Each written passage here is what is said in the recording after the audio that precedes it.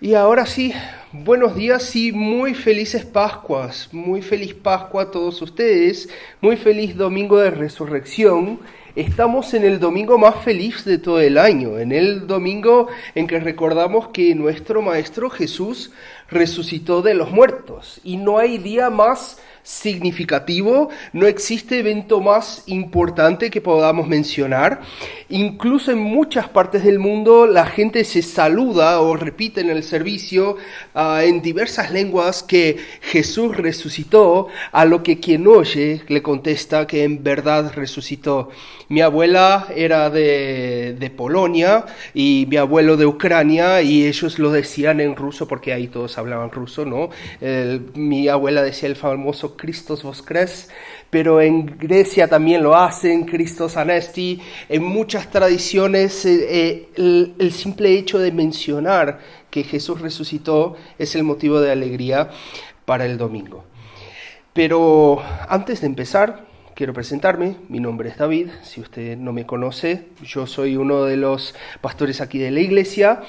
Voy a intentar no hablar tan rápido porque me han dicho que mi acento a veces es un poco difícil de comprender.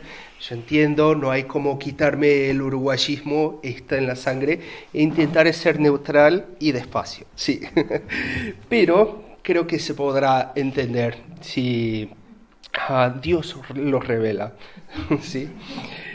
Y bueno, ese domingo es muy importante, como iba diciendo, y es muy importante tener claro que el día que nos acordamos hoy es tan increíble que da sentido y da propósito a todo lo que hacemos aquí, a todos los esfuerzos, a todas las cosas que pensamos, en todos los movimientos que hacemos. Todo eso se basa en el hecho que recordamos hoy, y todo eso lo vamos a ver como la conclusión de esa nuestra serie de mensajes.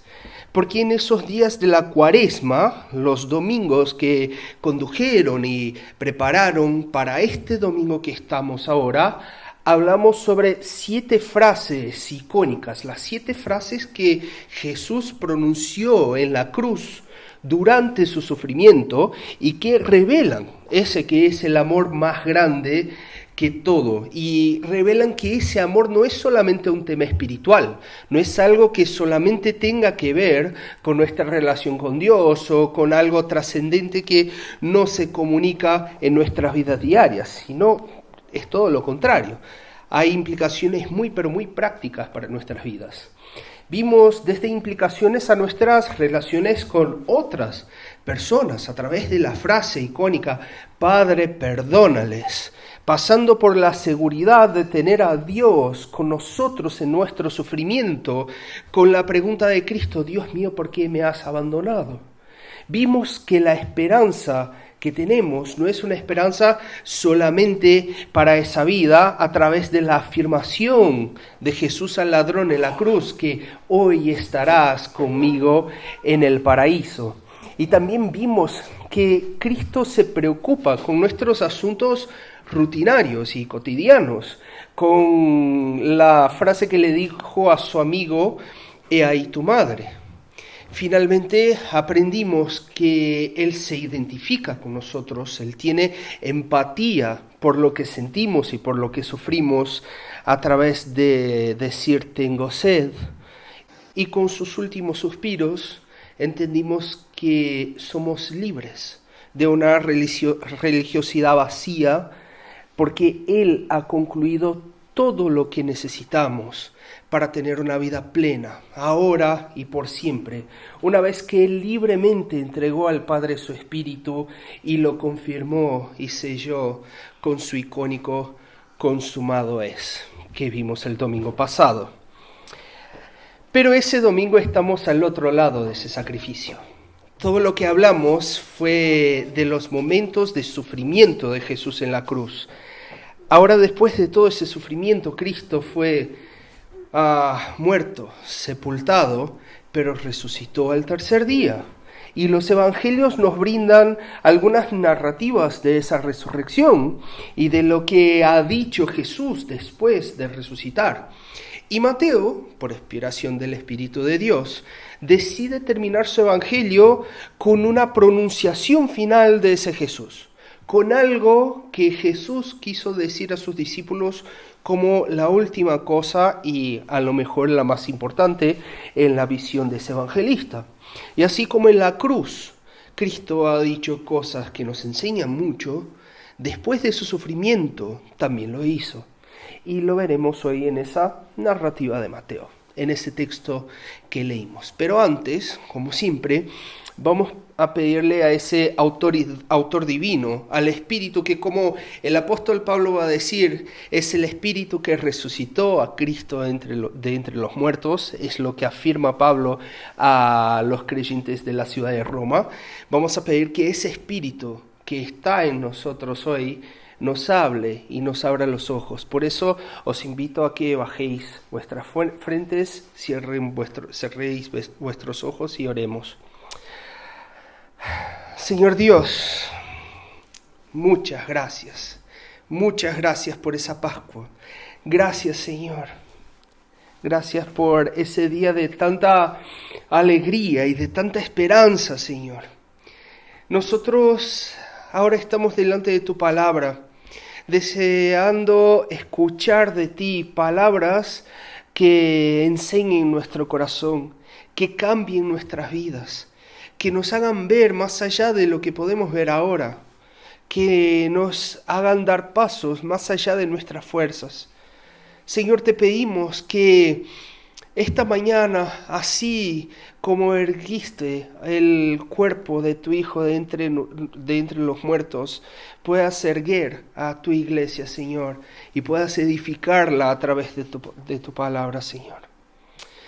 Y que las palabras que diga yo sean agradables a ti, que pueda echar luz a lo que tú quieres decir, Señor, y no estorbar. Queremos que tu nombre brille, que Cristo sea glorificado, que el Espíritu sea alabado. Habla con nosotros a través de tu palabra esa mañana. En el nombre de Cristo te lo pedimos. Amén. Bueno, como comentamos, hoy celebramos al Cristo que ha vencido la muerte, el Cristo vencedor, el Cristo que resucitó, y no hay como darle más importancia a ese día de lo que tiene. Ese día ya tiene toda la importancia que le pudiéramos dar. Sin embargo, muchas veces la manera en que ocurrieron esas cosas y cómo eso fue vivido por las personas en aquel tiempo es algo que no solemos pensar con tanto detenimiento. Una cosa que creo que muchas veces falta de nuestra parte es pensarlo como de hecho lo fue, una historia con personas reales, con personas comunes, como tú y yo. Del lado cristiano, muchas veces erramos por pensar que la gente ahí era como súper espiritual, era como esas pinturas que vemos en el Museo del Prado, que parece que están todos flotando, brillando un poco, ¿no? Como personas que eran capaces de hacer cosas que nosotros no somos capaces, porque somos humanos y comunes, y esas personas eran santos de alguna manera. Y del lado no creyente, muchas veces se erra por pensar que la gente ahí era terca, era ignorante y que se creía en cualquier cosa que le decían. Pero si miramos al texto con detenimiento, si no simplemente nos basamos en nuestros prejuicios, pero escuchamos lo que la Biblia tiene a decir, vemos otra cosa. Fijaos en los versículos 16 y 17 que leímos justo al comienzo.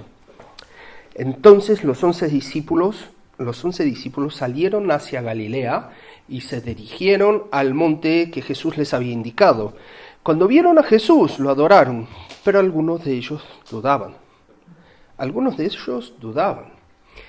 Aquí no vemos ni a gente superpoderosa espiritualmente y tampoco vemos a gente ignorante y crédula. Son gente como nosotros, que delante del mismo hecho tiene reacciones distintas, tiene opiniones distintas delante de cosas iguales. Había gente que adoraba a Cristo, como nosotros lo estamos haciendo hoy en ese domingo. Pero otros dudaban de lo que veían delante suyo. Gente como Tomás, el famoso discípulo que dudaba, que hasta que no metió el dedo en las llagas de Cristo, no creyó.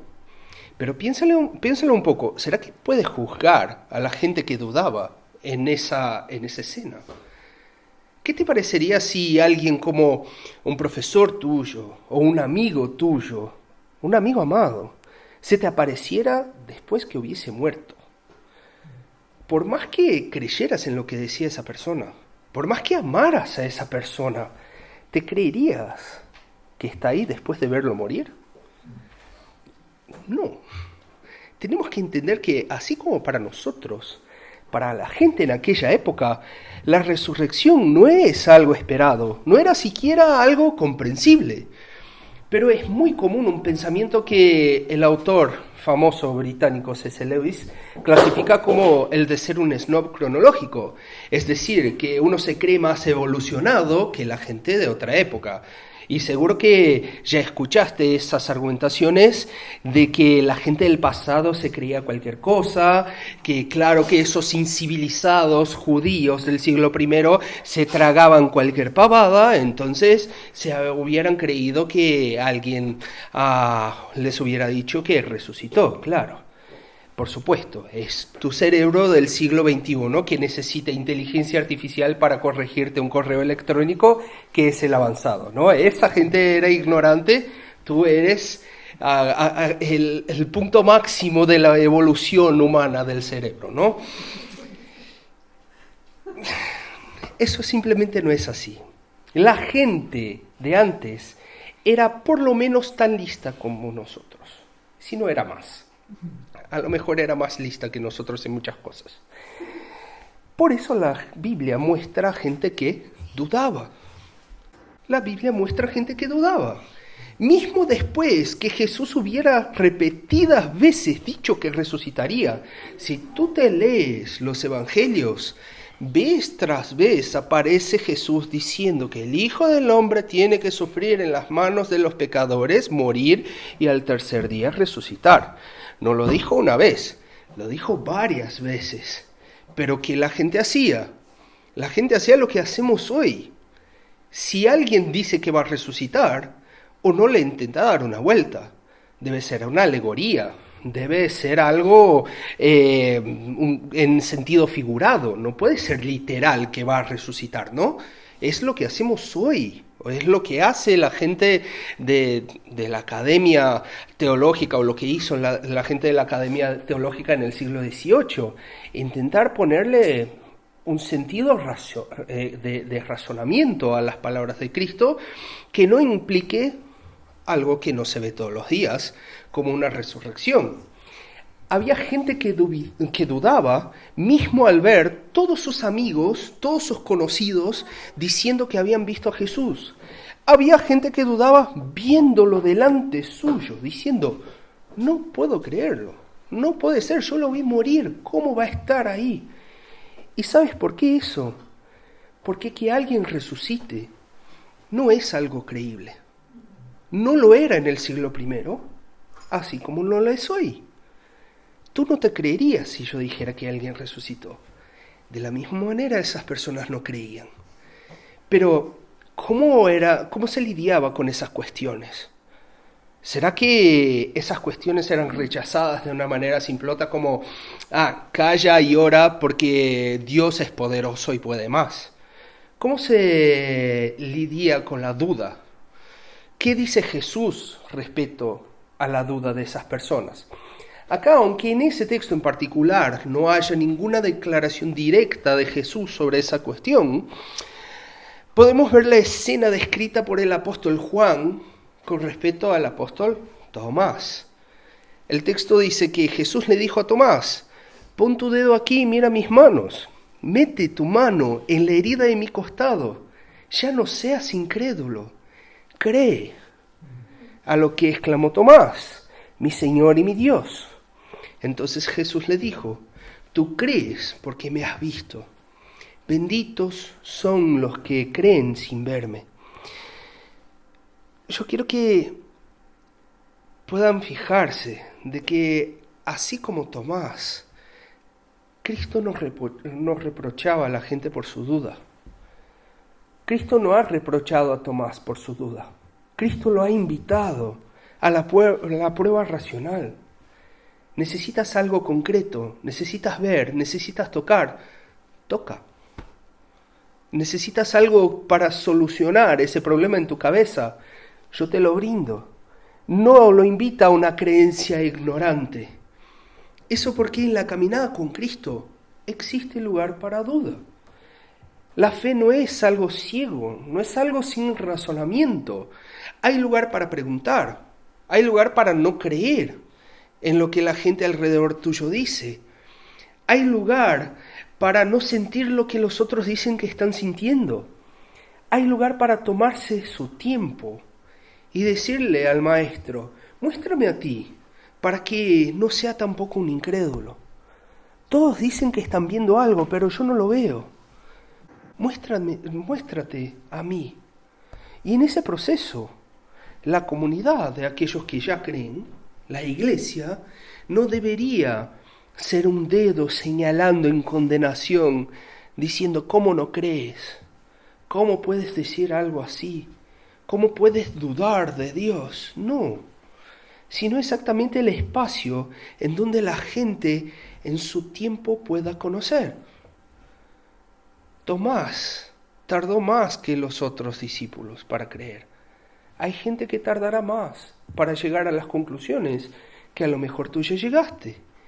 Pero ese es el espacio en que la gente puede probar y ver, como dice el salmista. Puede razonar, puede hacer preguntas difíciles y llegar a conclusiones. Puede pesar alternativas, contestar a preguntas. Porque, gente, si nos ponemos serios a razonar sobre lo que estamos afirmando de ese domingo, no es algo trivial. No es algo que se pueda tragar de una sin pensarlo. Si lo haces así, probablemente no estás creyendo de una manera muy sólida y muy firme. Eso no es algo fácil de asumir, pero es exactamente porque la Biblia no esconde esa dificultad, porque la Biblia no enmascara esa duda, que tenemos una enorme evidencia de que eso es un hecho. No hay necesidad de ponerle un maquillaje para que suene más bonito, como si todos hubieran creído de una. No, en la vida real no es así, y eso es la vida real.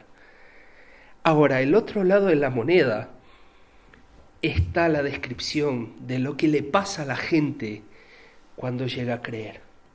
A pesar que hay espacio para duda, cuando la gente cree, no hay medios tintes, no hay media creencia.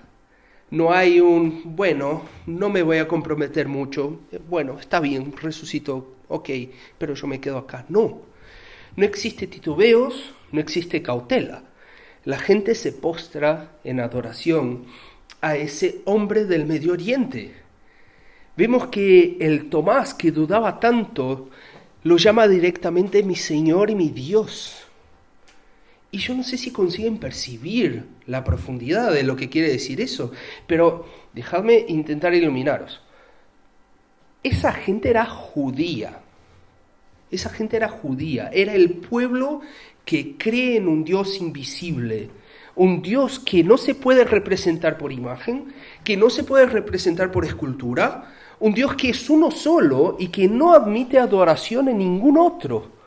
Es la gente que era traumatizada por la idolatría, que sabía que exactamente por haber perseguido a ídolos y por haber adorado a otros dioses, había sido exiliada, había sido sacada de su tierra y había tenido a su templo destrozado. Y por esa razón no se arriesgaba a nada que pudiera hacerle volver a algo parecido a esa situación que tuvieron unos siglos antes.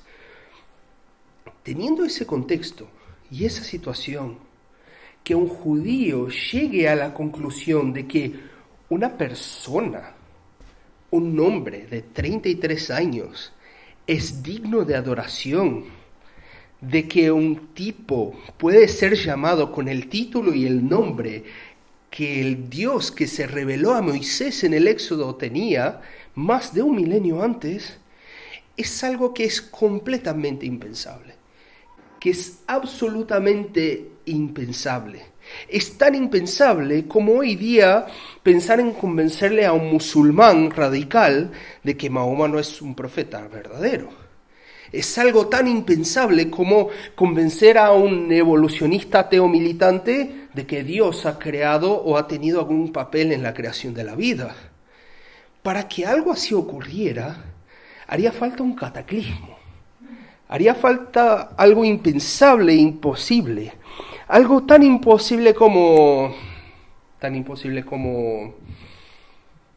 que una persona vuelva de los muertos, sin lugar a duda y contra toda expectativa. Por eso creemos que Cristo ha resucitado. No solamente por eso, pero Cristo resucitado es la única explicación que da cuenta de que no uno, sino varios judíos fieles a Dios que buscaban seguir la Torá y que dudaban de la resurrección, en un momento no es que solamente crean, sino que proclamen consistentemente durante todas sus vidas ese hecho, que inviten a otros a que también crean hasta el punto de que absolutamente todos ellos pagaron alegremente con sus vidas el testimonio de ese hecho del cual antes dudaban y que va en contra de todo lo que creían ser posible.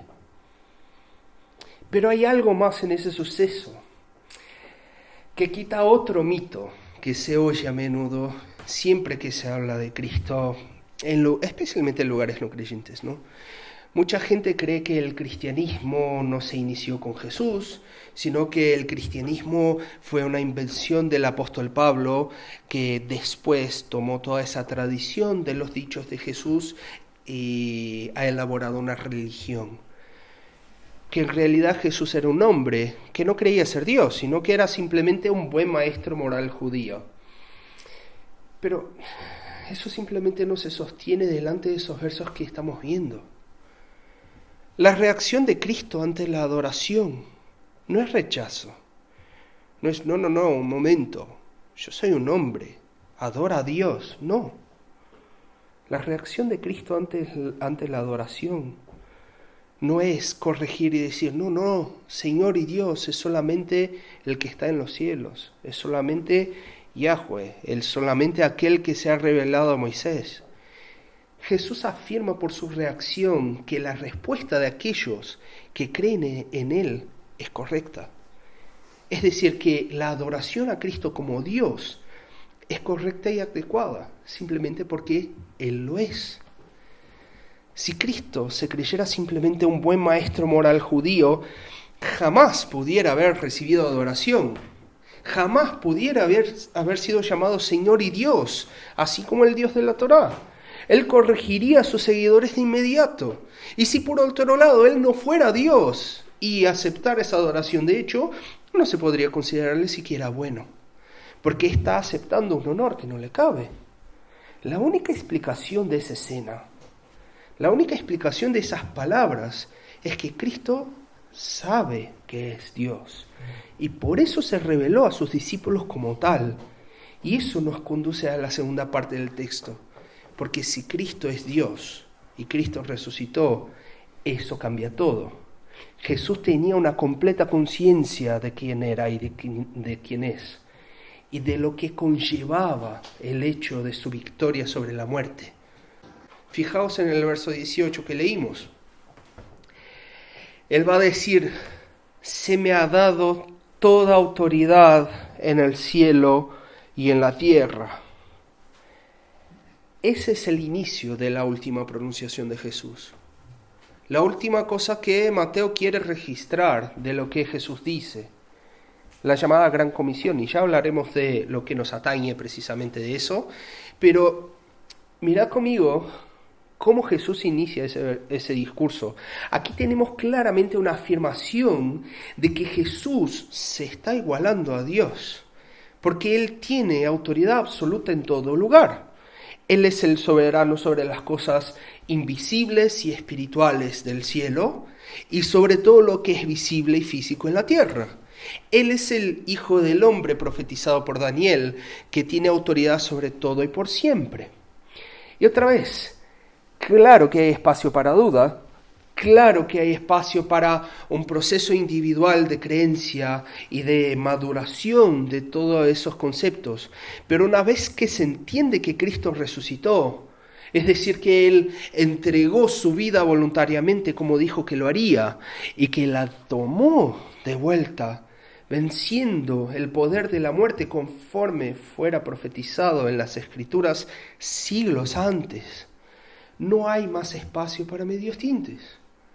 Hablamos de nada más, nada menos que Dios delante de nosotros, de aquel que tiene autoridad para hacer y deshacer lo que quiere en esta realidad que vivimos ahora y en todas las realidades que vendrán.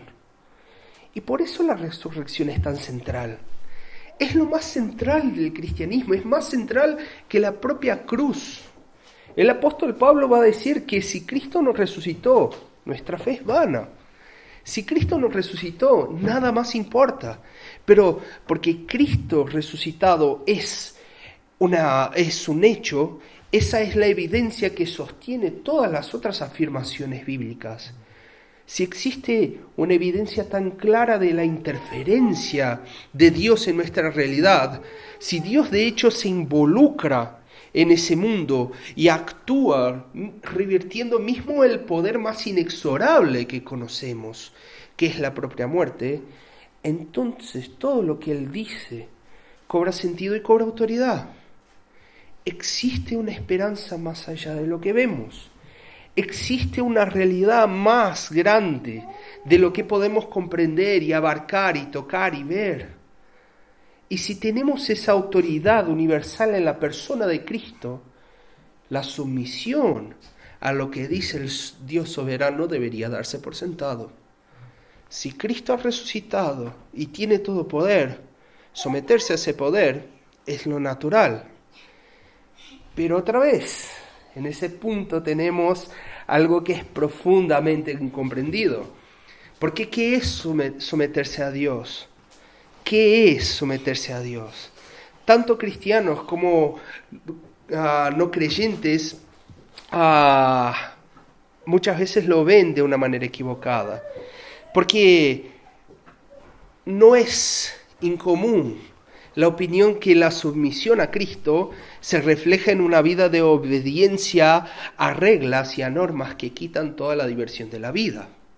Que seguir y someterse a Cristo sería simplemente no hacer un montón de cosas.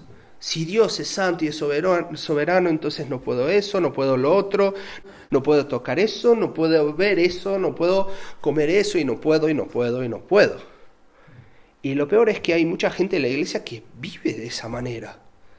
Vive no una vida que se parezca a la alegría de la victoria y la libertad de estar en el bando vencedor. Al fin y al cabo, Cristo ha vencido y eso es un motivo de celebración.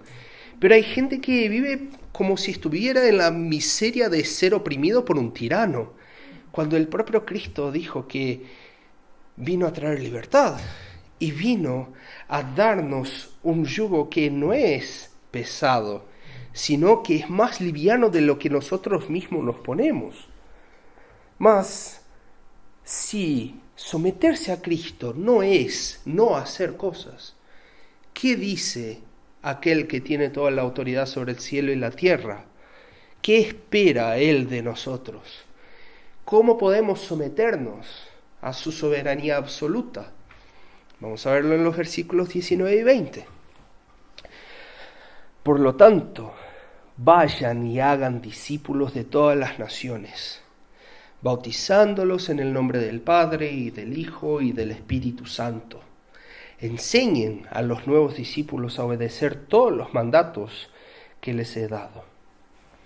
Lo que Cristo espera de nosotros, lo que significa someterse a Cristo, se puede resumir en una única palabra. La palabra es discipular.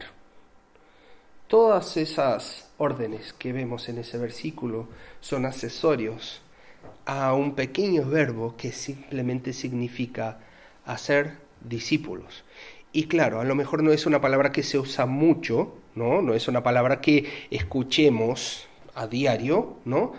Pero discipular simplemente quiere decir enseñar a otra persona a hacer algo. Por ejemplo, un discípulo de un panadero aprende a ser panadero, un discípulo de un guitarrista aprende a ser un guitarrista, un discípulo de un youtuber aprende a ser un youtuber. Y perciban que es muy distinto disfrutar de un pan, disfrutar de una música, disfrutar de un video de un YouTube, que ser un panadero, un guitarrista o un youtuber.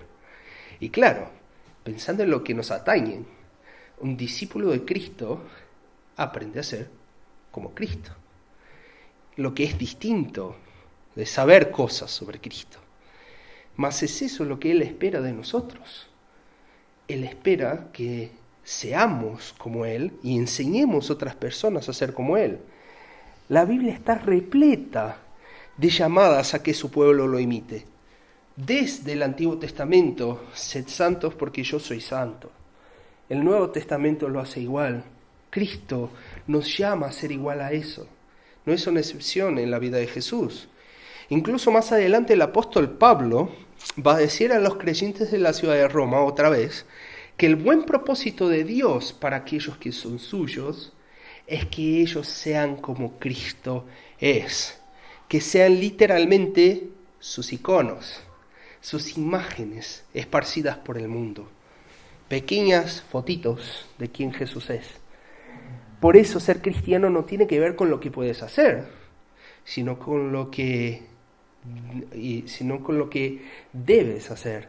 No tiene que ver con las reglas que obedeces, sino con lo que eres y lo que demuestras a los demás. No es, para usar términos filosóficos aburridos, no es apofático. No tiene que ver con el no, tiene que ver con el sí. No tiene que ver con las reglas de no hacer, sino con lo que sí somos. Y por eso Jesús dice, si quieres mostrar a los otros, bautiza en el nombre del Padre, del Hijo y del Espíritu Santo. Es un signo externo de alguien que se compromete con esa realidad. Es un signo externo de gente que acepta esa llamada y forma parte de ese grupo de personas que quiere ser como Jesús. Y por un lado, el no tener que no hacer cosas es liberador, porque por supuesto, Cristo no te pesa o no te evalúa por un listado de reglas, pero a la vez eso muestra un nivel de comprometimiento que es mucho más elevado que cualquier regla. Es mucho más intenso que cualquier actitud externa. Porque no existe un punto en el que puedas decirle a Cristo, bueno, ya he cumplido, mi parte está hecha, ahora ya no me queda más nada que hacer. No, porque no se espera que hagas algo, sino se espera un tipo de vida incontinuo. El cristianismo no es una parte de uno, es uno por completo. No tiene que ver con lo que le doy a Cristo o le doy a Dios en mi tiempo libre, mientras no estoy viviendo mi vida común, sino tiene que ver con ser y tener una vida por completo que haga discípulos. Y ese estilo de vida conlleva siempre y en todo momento estar listo para ayudar a quien sea a ser más parecido con Cristo. Ser un seguidor de Cristo no tiene que ver con lo que consumes, simplemente. No tiene que ver con a dónde vas a los domingos, sino tiene que ver con una vida que se centra en el otro. No tiene que ver con cómo uno se cuida delante de Dios, pero sino en cómo uno cuida a los que están alrededor de uno. Desde alguien que no conozca a Cristo, hablando de ese amor más grande a esa persona, de su gracia, de su justicia, esperando con paciencia a que todas esas dudas un día lleguen a una conclusión de adoración, pero también puede tener que ver con alguien que ya está en ese camino, que simplemente está sentado a tu lado y necesita ayuda para vivir cosas que a lo mejor tú ya pasaste y le puedes ayudar. tiene que ver con comunidad, con mirar a los que están alrededor nuestros, no simplemente en un dado momento, pero para una vida en continuo que nos hace más parecidos con nuestro Maestro, que vivió en continuo por los otros. Es un cambio de paradigma, no es lo que hacemos sino como somos, no es cumplir algo puntual, sino es vivir con una misión clara. Y fijaos que de la misma manera que la autoridad de Jesús es universal, su misión también es universal. Ese tipo de vida no se va a vivir solamente en un rincón de Medio Oriente donde estaban ellos en aquel momento, sino en todo el mundo. No solamente en los lugares que conocemos y estamos cómodos, sino que Dios muchas veces nos llama a cambiar nuestras vidas, a desplazarnos a otros lugares para que ese cambio de vida a la semejanza de Cristo pueda tocar y alcanzar a más gente. Y eso tiene que ver con nosotros. No solamente en el lugar que estamos, pero en el lugar que Dios nos va poniendo. Seguro muchos de aquí ya pasaron por muchos lugares distintos del lugar que nacieron. Y en cada lugar de esos, Cristo te está poniendo para que puedas ser fiel y alcanzar a gente con el mensaje de cómo es ser un discípulo de Cristo y el icono de Cristo plasmado en uno. No es vivir una vida espiritual separada como los monjes o los Amish, sino es estar en todo el mundo. Y claro, eso puede ser extremado, eso puede llevarte a lugares inhóspitos como las tribus del Amazonas que no conocen a Jesús. También puede llevarnos a lugares peligrosos como a países musulmanes o con gobiernos hostiles a la fe, pero simplemente puede llevarnos a un pueblito de la España vaciada, de los tantos que no tiene siquiera una iglesia reformada. Puede llevarnos a lugares que uno no espera. Y eso a lo mejor puede parecer demasiadamente grande, porque todas esas cosas muchas veces las asociamos a oficiales de la fe, ¿no? Eso es cosa de un misionero, eso es cosa de un pastor. Cristo está diciendo que eso es cosa de cristiano. Si uno se dispone a obedecer a Cristo, necesariamente uno se dispone a ser discípulos. Y puede ser que eso parezca demasiadamente grande. Muchas veces no creemos tener la capacidad de siquiera hacernos responsables por nuestra vida cristiana. ¿Cómo voy a hacerme responsable por la vida de otra persona? ¿Cómo se supone que puedo vivir de esa manera? Al fin y al cabo, lo que Jesús hace aquí es darnos una orden para que los cristianos llevemos su mensaje a todo el mundo. Es decir, que Él deja en nuestras manos cumplir una profecía pero que muy antigua, del tiempo de Abraham, la promesa de que el pueblo de Dios sería una luz para el mundo. Y Cristo fue luz para el mundo, pero la luz brilló en Israel, en Medio Oriente. No alcanzó el mundo en el tiempo de su vida. Él, de una manera muy real, nos da a nosotros el privilegio y también la responsabilidad de hacer discípulos por toda esa tierra sobre la cual Cristo tiene autoridad. Pero la base para que podamos hacer todo eso está en las últimas palabras de Jesús en ese Evangelio. Las últimas palabras del verso 20. Tengan por seguro eso. Estoy con ustedes siempre, hasta el fin de los tiempos. Estoy con ustedes siempre hasta el fin de los tiempos. ¿Cómo podemos ser como nuestro Maestro y vivir no para uno mismo, sino para otros? La base para cumplir la misión que Dios nos ha dado de ayudar a otros a vivir de esa misma manera no es otra que el propio hecho que celebramos ese domingo. Cristo ha resucitado. Y si Cristo ha resucitado, Él está siempre con nosotros. Si Cristo ha vencido la muerte no tiene capacidad de separarnos de Él. Si Él tiene autoridad sobre cielos y tierra, Él puede estar en cualquier rincón de la tierra que quiera, a cualquier momento.